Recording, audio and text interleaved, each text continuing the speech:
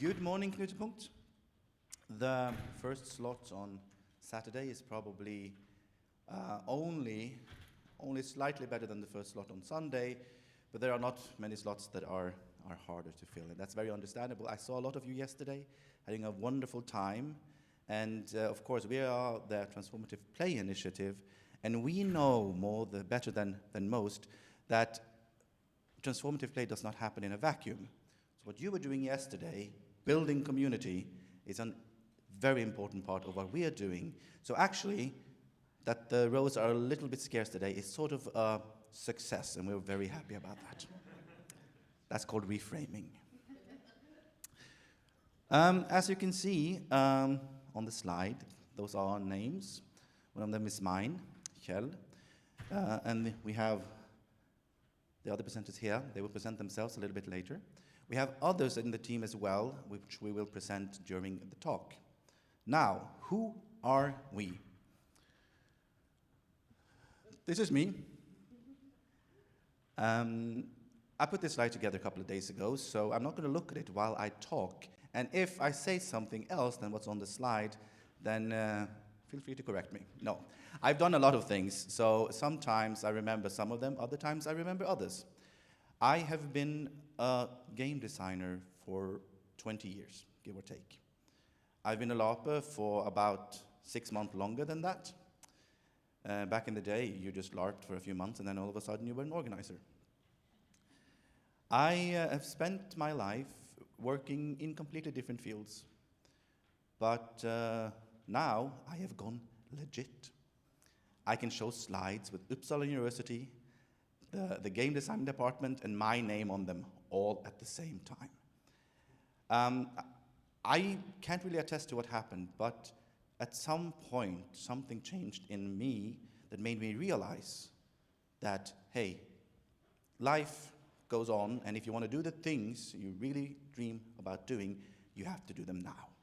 And that is what I did. So, age 42, soon to be 43, I am back at university, which is a wonderful feeling to be a grad student. And honestly, this is the age that people should be at university, because now I know stuff and I can learn.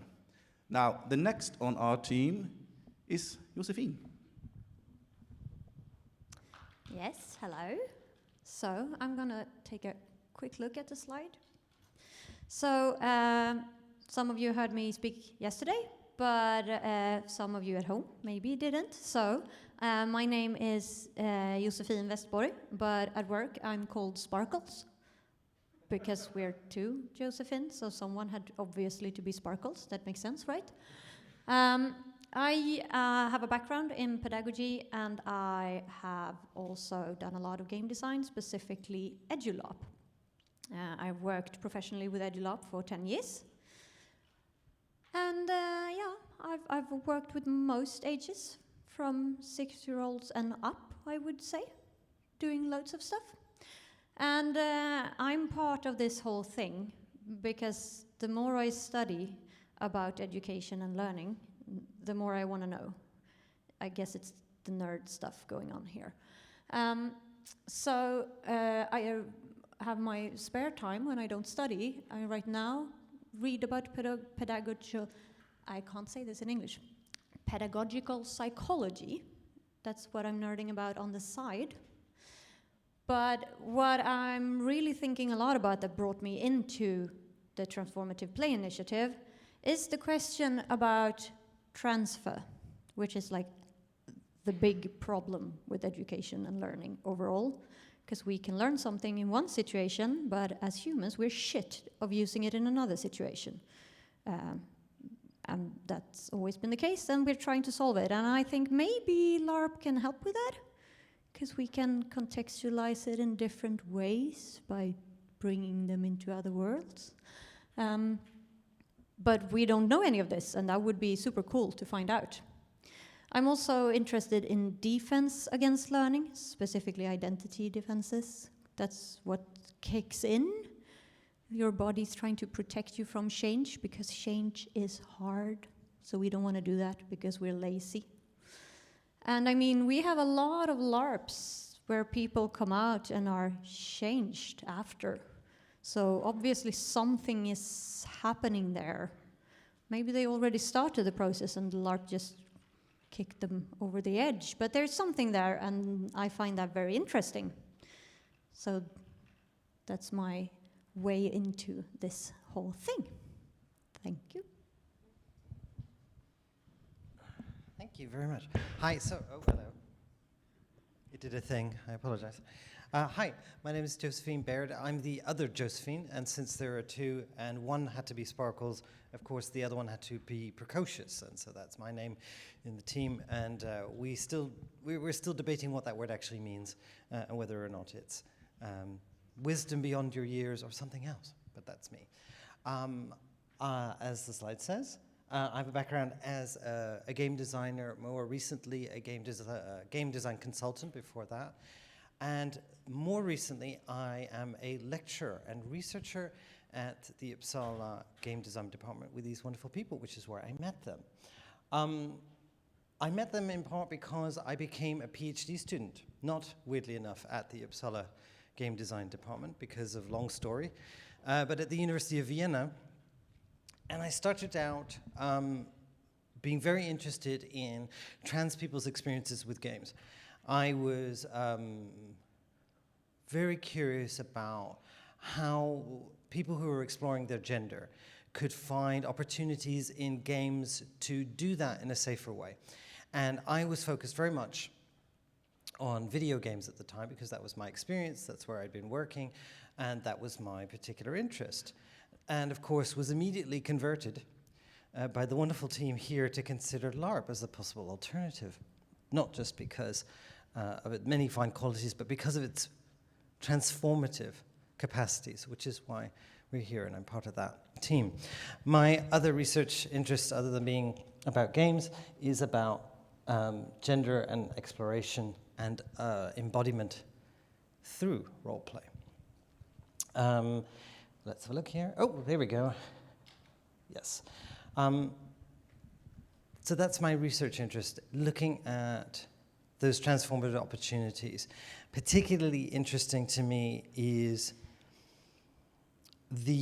what Josephine or Sparkles was talking about, which is this notion of transferring an experience from within a game out of the game.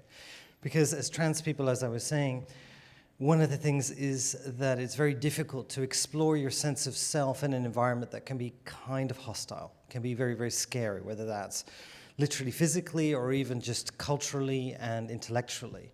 Games can provide an opportunity to do that in a safer environment. They provide a container for that experience. And I'm very interested in seeing how we can take that experience and then take that out into the real world, a really transformative experience. And not to make a pun, because academics do love a pun, a transformative experience. Get it? You know, when I'm writing this down, I do that academic thing where they go trans brackets formative, which makes us feel very clever. And that's what we like to do as academics, feel clever. So that's me. I think the next slide would logically lead to a little wobbly. Good to know. My name is Sarah Lynne Bowman, and about 2 years ago, I was contacted by Doris Rusch, who was at the Department of Game Design at Uppsala, and she said, "We can do whatever we want. Come to Gotland." And I said, "Oh, really?" And you know, one of the things that I feel is desperately needed for our community is, well, obviously academic credibility, but also just a place to go and learn about analog role-playing games.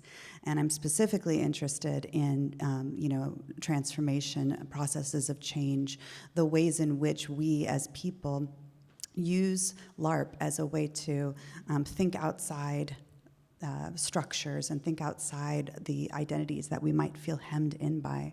I've personally had experiences where I've experienced no anxiety for an entire weekend because my character didn't have that. And then going back into myself, all of a sudden it was there again. So that leads to a lot of questions about the self and how much of this is actually part of us intrinsically and how much of it is part of these identities that we've built. And so the pandemic happened. And I figured I should probably do something with myself while we were in quarantine, and so I started interviewing people. And I interviewed actually several people in this room and many of you out there.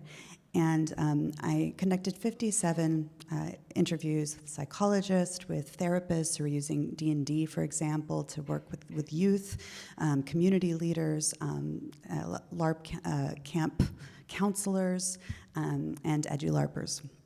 And you know, we're all still trying to figure out how this works, but it's clear that many people report that LARP can help them gain social skills, learn how to understand social systems, and many, many other kinds of benefits. So I roughly put these into categories of cognitive, affective, and behavioral, those are just very loose structures for us to put things in. Of course, there's a ton of overlap behind all of these, and the people who study CBT were, very kindly told me it's all cognitive. I'm like, yes, I know, but it's more easy to understand when we can have these discrete categories. That is taking a while to code. I have 57 two-hour interviews, and for any of you who are qualitative researchers out there, you realize that that's going to take a while, and probably some funding. But what it did is it really opened my mind as to where this field is going and what I would like to see more of. And so one of the things we're trying to do at the initiative is to create space for those kinds of conversations to happen and for people to learn how to do these things.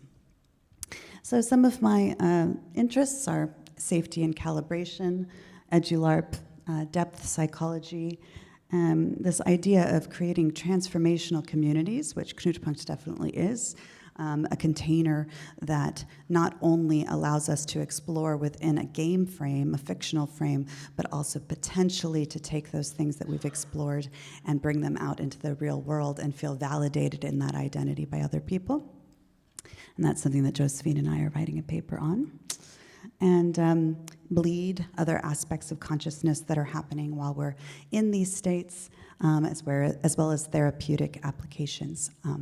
So that is me. And just like the Power Rangers, we combine into the Transformative Play Initiative. We are located in Visby, in Gotland. Some of you might have been there. I actually guess quite a lot of you have been there because of Medeltidsveckan, the medieval week, when the city just comes alive. The reason why that week is in Visby is that this is the best preserved medieval town in Europe, at least Northern Europe. It's a heritage site, and yes, LARPers, reenactors, and all of us go there. Except for those who decide to move there, that has never been there before, but so far it is a wonderful, wonderful place. About us, we have some guiding questions, and I'm going to read these off the screen for increased emphasis. Can games transform us in profound, meaningful, and lasting ways? What are the potential benefits of transformative role-playing games from multidisciplinary perspectives? What are the best practices to maximize their potential to catalyze change? And what methodologies are best suited for analyzing and assessing the transformative power of play? Now, I imagine that quite a few of you in this room, you might not have phrased it exactly like this, but you have asked these questions. You've been thinking about this. To me, as being very new in academia, it just feels very natural that the Transformative Play Initiative is this multi-field, multi-background sort of mix together of people who all, at some level, have been part of a transformational community. Because that is exactly what this, let's call it KP community. I know there's a lot of overlap and a lot of communities coming together here, but all in all, we are a transformational community.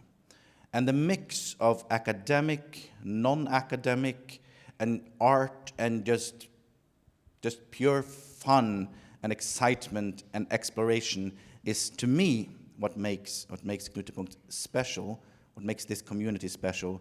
And I, as a very new student, I am coming up against the fact that a lot of the terms I am using when I'm writing academic sort of did really not come from an academic context, and they need to be explained. And I've become a very strong voice for documentation and writing things down. If you have a great idea, write it down so I could use it later, please.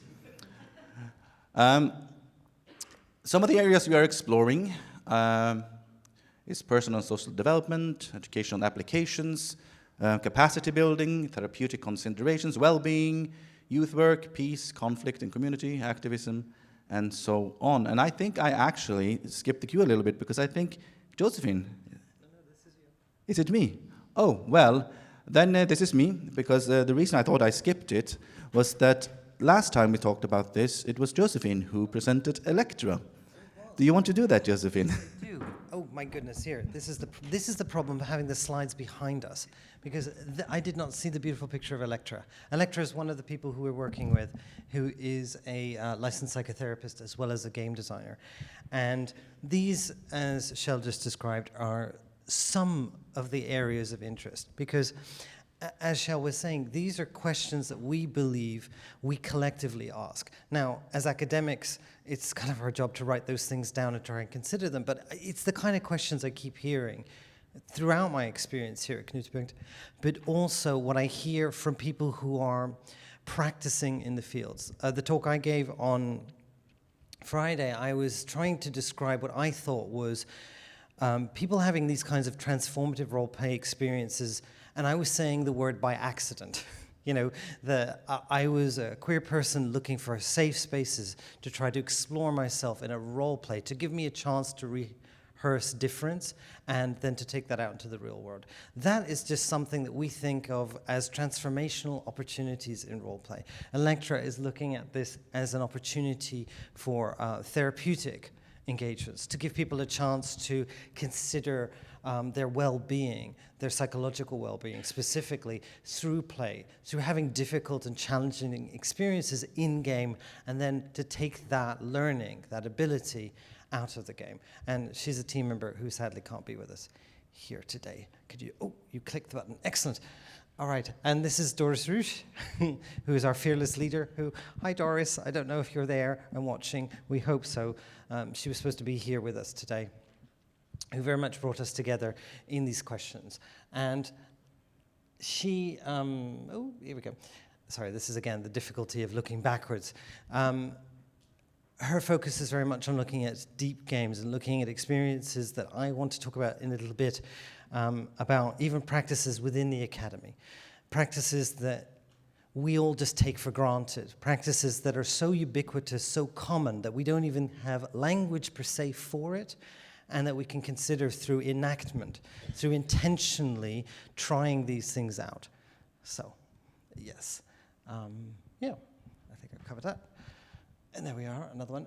So yeah, to briefly talk about our goals in a little bit more of a structured way, because like I said, this is a passion that we think is collective, but it hasn't necessarily verbalized. So again, for the people at home, and for you here who can't see the slides so much, I'll read them out. Our goals are thus. We seek to collaborate with international partners on research projects. Electra, for example, is in Greece, I believe.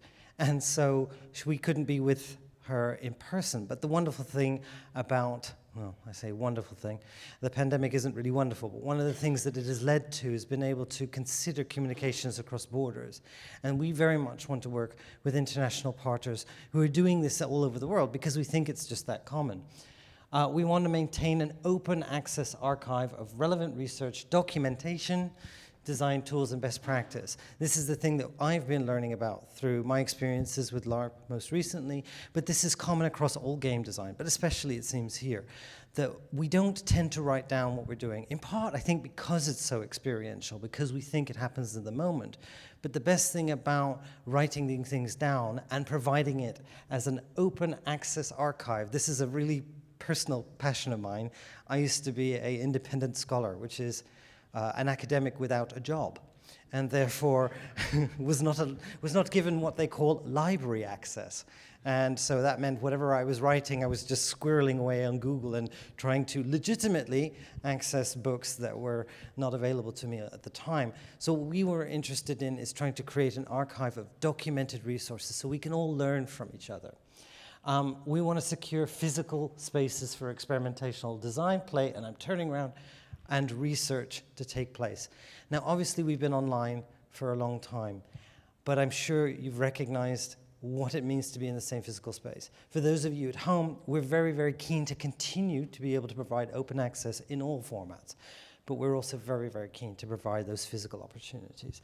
And finally, to produce academic and popular source materials on theory, practice, and case studies related to transformative play. So we're not just documenting, we're not just trying to collect what already is out there, but to try and create those documents, to try and create those opportunities with you in a collaborative process. Kjell. Okay, a few more goals. You see, I said finally, but there are more. We want to develop accessible tools for designing and facilitating transformative play experiences. As I said, accessible, it's very important that whatever we do, we share. Because what I was saying on Friday, I'm new, so I'm very, very keen to learn, and I have the advantage of hearing your stories, hearing what you're doing, and we want to share that out right back. As I said, we're also building online. We're going to talk about this in a minute. We're building an online and hopefully eventually a campus graduate program or programs in transformative game design for practitioners and helping professionals. That's going to be very exciting. I'm going to let Sparkles talk about that in a moment. But finally, we're also working on hosting workshops, lectures, roundtables, seminars, featuring experts in the field. And that's something we're also going to talk about in a minute, so I won't spoil it for you. It's a big surprise, but it's happening now, and it's very exciting. So I believe the next slide is for you. Yes, thank you. So, the graduate programs. I'm going to ask Kjell to switch slide. Thank you. So, we really want to create a master program in this, to have people come and learn about this, but also, because accessibility, being able to do it online. I will tell you that applying to create a new master program in the system of academia is not something that takes 2 days.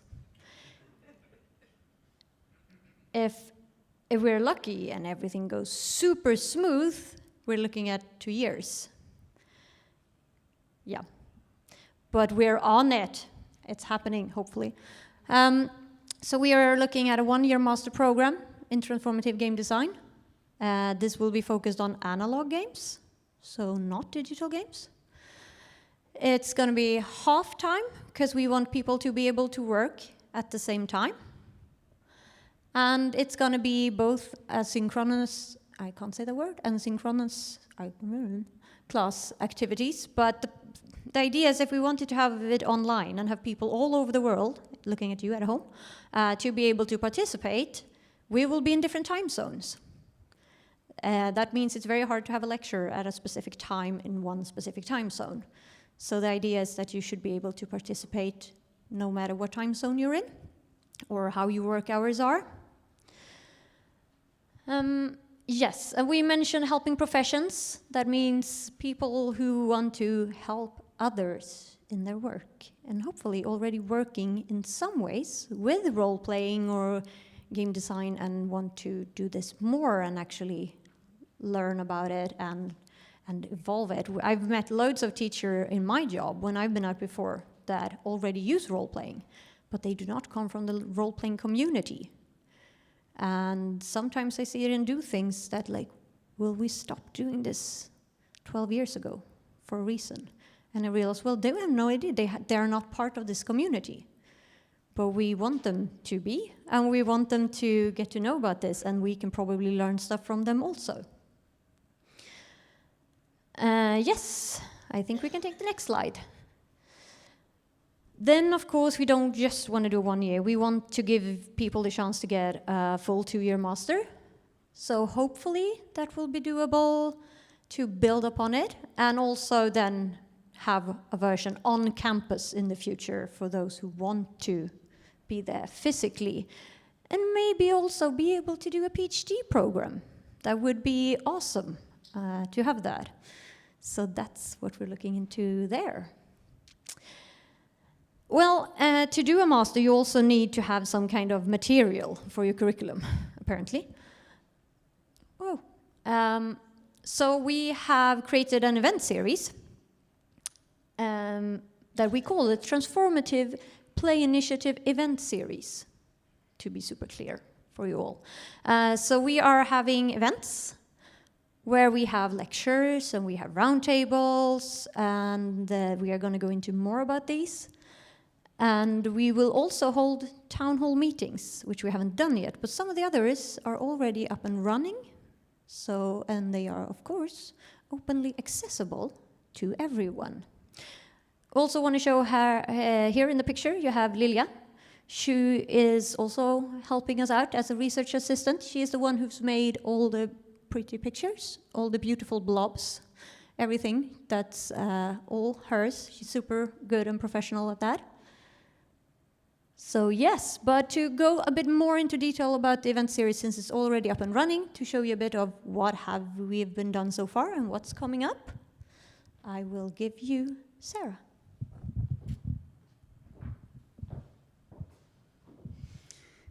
So one of the challenges of doing something like this, of course, is that everybody wants to take part, which is wonderful.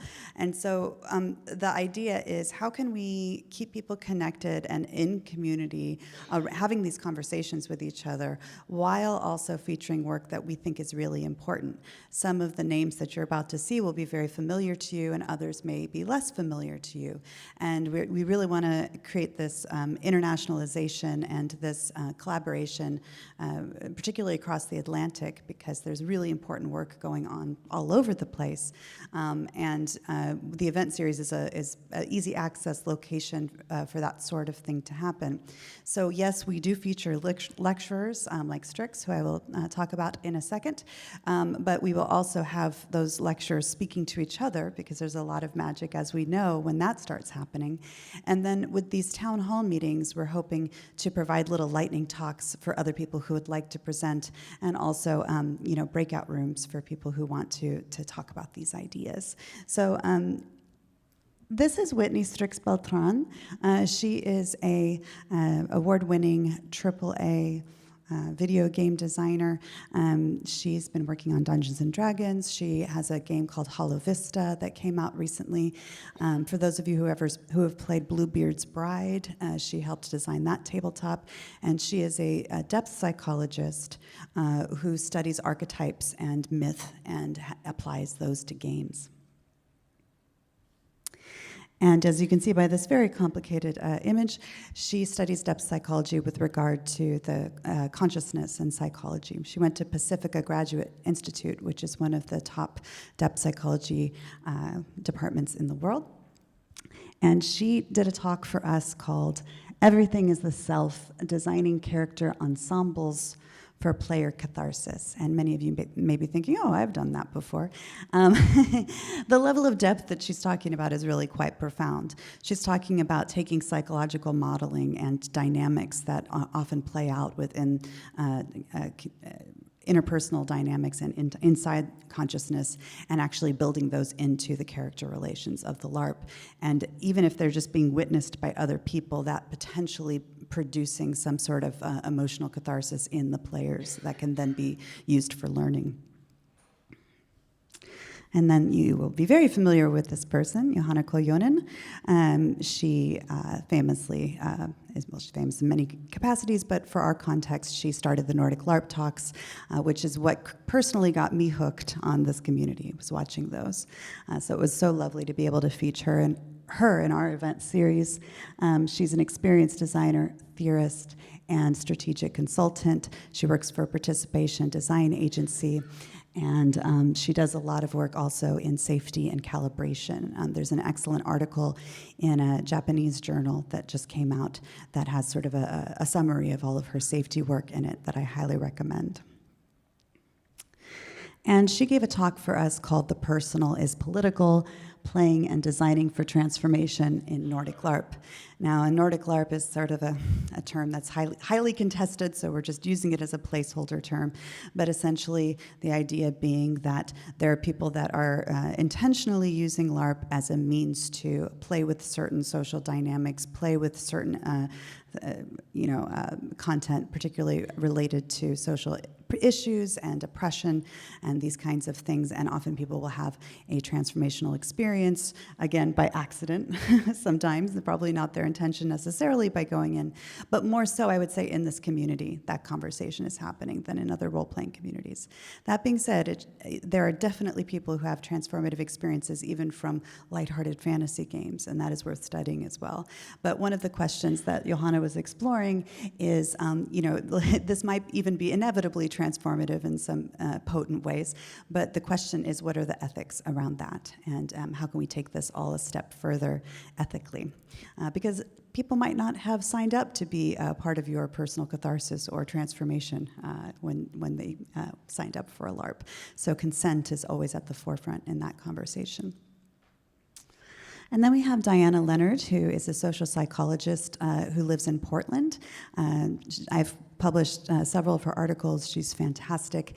She's one of the few researchers out there that do work on cognition and bleed. And so you can find her work on that. I believe it's in the International Journal of Role-Playing 2018. And lately she's been interested in marginalization and playing marginalized characters specifically that have a marginalization that you do not share. And this is tricky, as we know. Because while it can bring this incredible perspective taking and empathy, and people might find themselves more involved in activism afterwards, or at the very least caring for other human beings that come from different backgrounds, perhaps a little bit more, there can also be harmful stereotypes and tropes that can come out in this kind of play.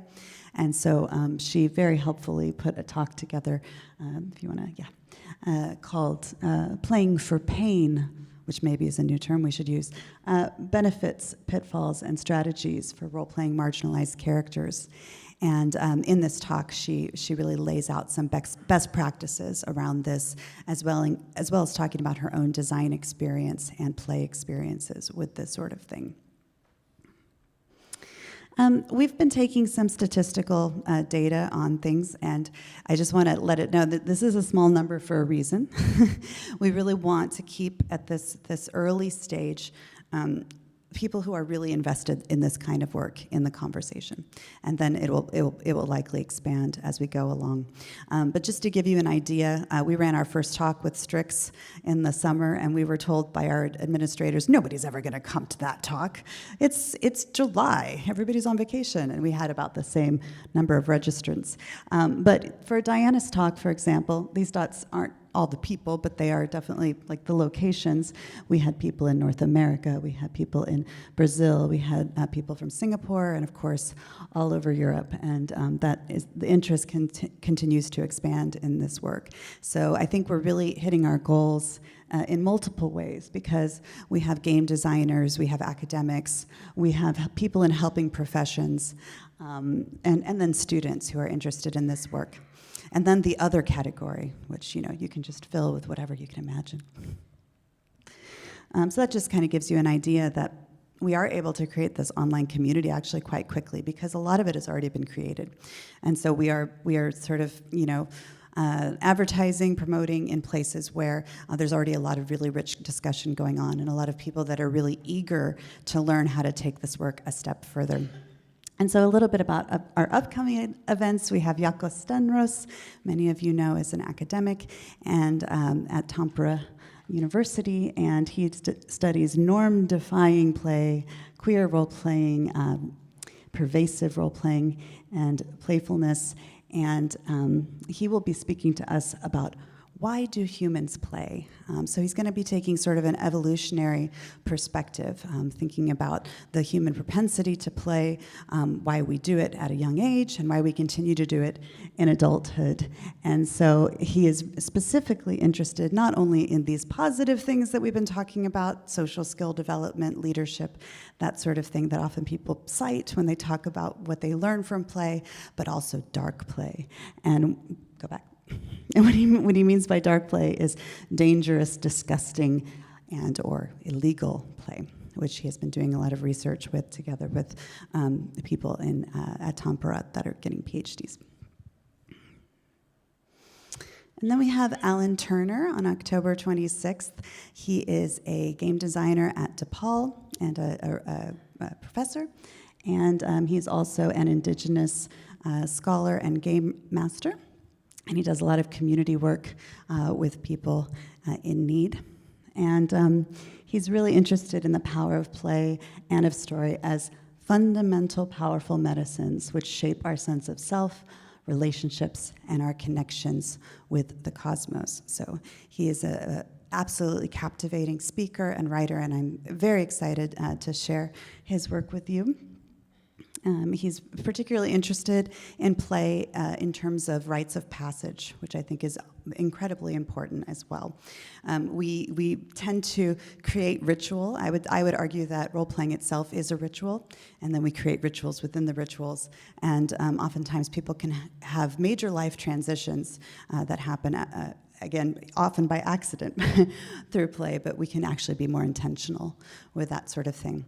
And he is also going to be speaking to us with a talk called Disrupting Monkey, Laughing Raven, The Magic of the Trickster's Dance. And he's very interested in the trickster archetype, and why do we focus so much on the hero in Western culture when the trickster is actually a really important life-giving archetype that we could be tapping into. And he talks about a trickster as a world builder that might be what we need to embrace more nourishing communities and social emotional ecologies. So very much looking forward to that talk at the end of the month.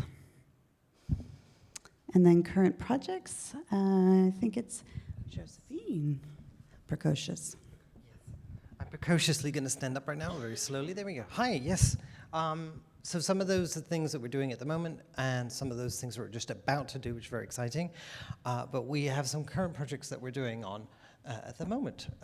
One of which, as we've been discussing, is the series, but we're also hoping to have we're calling it a transformative role-playing game seminar slash conferencey thing. And the purpose of this is to bring together academics who are in the field, or people with an academic focus, who want to look at what we've been just describing. Now, we've been very kindly co-founded with the Sustainable Heritage Research Forum in Uppsala, which means that a lot of the topics we're asking for an emphasis on heritage work, but it is going to be an open call. It's a 2-day seminar with an extra day for tours and workshops around the beautiful island of Gotland, which we've been selling. All abstracts will be vetted by a committee of academics and practitioners. And hopefully, because we do love our documentation, we will have the possibility to publish an edited anthology with the International Journal of Roleplay. Because this is the idea, we want to share this. We want to create these physical hubs, but always with this notion of creating an open access archive of documentation. Next slide. Oh, yes. This is one of our current projects as well. Yes, I see a giggle in the audience. Thank you very much. We call this the Soulful and Sustainable Academic Project, aka Operation Sassy, because there's nothing we like more in academia than studying ourselves, because, yes, that's who we are.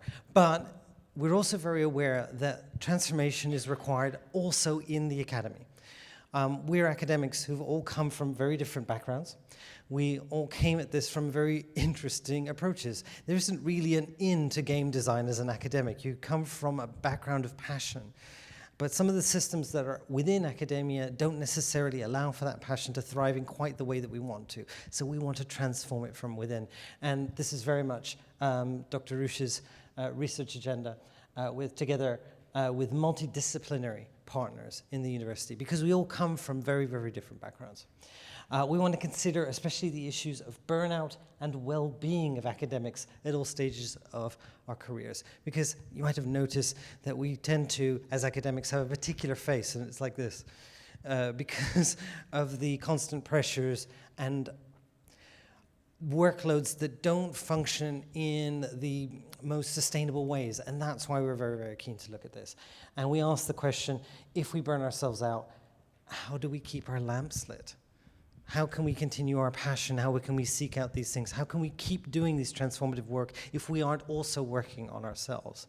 And so that's why we're particularly keen to work on that project together. Next slide, please. Is that the next slide? It is. Oh my goodness, there was change. I apologize, a little bit of change blind there. Part of that process is that we're connecting with stakeholders within the University of Uppsala and Campus Gotland through think tanks, research projects, workshops, role-playing exercises to identify key issues and develop strategies of change. Because if there's nothing we like more than it is to meet and do LARPs about this with our particular partners, and we've already been experimenting with that. And it's very exciting. And we're currently internal, but we're very open to international partnership in the future, because we're doing this sort of internally first to test it out on ourselves, because again, academics don't like anything but testing things on themselves first, and then we're going to very much try to expand this outwards, because this is an endemic problem. I really believe that the issues with academia sometimes is we don't consider the well-being of ourselves when we're trying to do things positively for others. And I really do believe that academia can have that as a potential force, a transformational force, but that also requires reflexivity, which is one of my particular interests. So can I have the next slide, please? Yes, and of course, the agents of empowerment, which is one of our scenarios that I would like to pass on to Kjell for.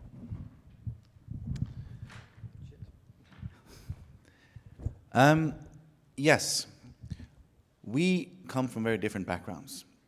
Now, the Agents of Empowerment is it's a scenario that we developed for this SASE project of ours. And it's really good to be standing here talking about it today, because it actually started with a workshop that me and Sarah we were running on at Solmukotta. And well, as you all know, that was online. But we ran a workshop called Finding Your Inner Superhero. And I'm just going to say it was not at Solmukotta, it was at the book launch, because Solmukotta was something different. But it was the book launch just a little while later where we ran this workshop. The workshop is about for people to empower themselves, to find within themselves skills, traits, strengths that they did not know that they had. We took this and turned it into the Agents of Empowerment, and we ran it in the SASE project. The goals, as you can see here, helpful qualities within ourselves that we wish to amplify, because surprise, surprise, if your character can do it, you can actually do it too. Academic relationships into transformational communities of support and encouragement. We believe that this endemic burnout, this endemic problem with systems that grind us down, that lead to us being completely exhausted in our jobs, they cannot be solved by one person alone. This is community work, and this is supporting each other, and that is a very important part of what we are doing in the Agents of Empowerment. And practices that help us access our inner resources when stressed. Yes, that is also super important. This is something we can do with role-playing, because as we all know, one thing is reacting to something or acting on something when we are at calm. But when there's a storm going on, when we're stressed, some of us tend to communicate, for instance, very differently than we do when we feel that we are sustained and calm. What we do in the Agents of Empowerment, we use guided meditation, character design, world building, symbolism, archetypes, and short role-playing games to explore. We set up these scenarios that are recognizable to academics, but could also mean that we can use them in other organizations where we just need to change the scenario so that they fit the organization. Important qualities participants wish to cultivate within themselves to serve as sources of strength and resolve. And then also the last point, which I was on, ways in which we can support each other. We actually have a technique where you can use your skill of support to help others. So, now this is of course a little bit a call to arms, and anybody who's read Augusto Boal knows that a call to arms from a stage can be quite dangerous, because all of a sudden people will actually get their arms and start a revolution. we honestly do believe that what has been going on for a few years, some of you have been thinking about these things for probably almost even decades, but the conversation we're currently having about the powerful tools that we have been playing around with as a community for quite some time, the conversation we're having now is in many ways a potential for a revolution, not a violent one, but a peaceful one that will help us transform our lives, our communities, and our world for the better. Thank you so much for listening to us. If you want to get in touch with us, please use the Transformative Play stroke spell design at uu.se. It sounds like spell design, but spell is the Swedish for game, of course. So spell design -1L. That's how you find us. Thank you.